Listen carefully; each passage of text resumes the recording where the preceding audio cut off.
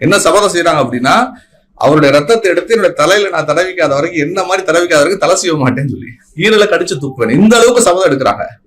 அந்த பெண்மணி பேரு ஹிந்தா, மக்கால இருக்கிறாங்க. என்ன பயம் இருக்கும்? அதை செஞ்சுட்டாங்க.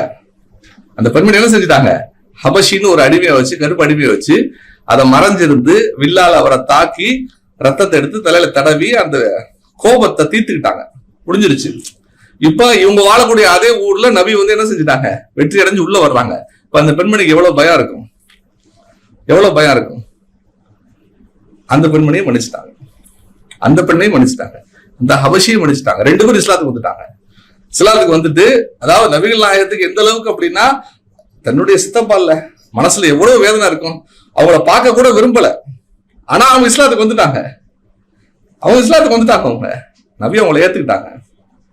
அந்த ஊருக்குள்ள போய் அந்த இரவுல ஒருத்தருக்கு திரையை பிடிச்சிட்டு அழுகிறாரு, யாரெல்லாம் ஹிந்தாவுக்கு இதாயத்து கூடியால, நேரான வழியை காட்டியால அப்படின்னு சொல்லி. நபியும் அப்படி இருந்தாங்க. நபி தன்னோடு இருந்தவங்களே அது மாதிரி உருவாக்குனாங்க. அவர் மட்டும் இல்ல, 10,000 பேர் மக்காவுக்குள்ள போறாங்க. 10,000 பேரும் கஷ்டப்பட்டவங்க தான். 10,000 பேரும் ஊரை விட்டு விரட்டப்பட்டவங்க தான். யாரும் எந்த அசம்பாவிதமும் செய்யலாங்க மக்காவுக்குள்ள போய். இப்படி ஒரு வெற்றி உலக வரலாறுலே கிடையாது. ஒரு இடத்த ஜெயிச்சு போனா என்ன செய்யறாங்க? உள்ள போய் இல்லாத அநியாயம் பண்றதுதான் உலக வரலாறு.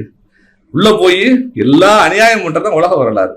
நபியுடைய வாழ்க்கையை நம்ம படிச்சு பார்த்தோம் அப்படின்னா அது ரொம்ப தெளிவா நமக்கு விளங்கிடும். அதோட ஒரு பெரிய ஒரு ஆதாரமே தேவையில்லை.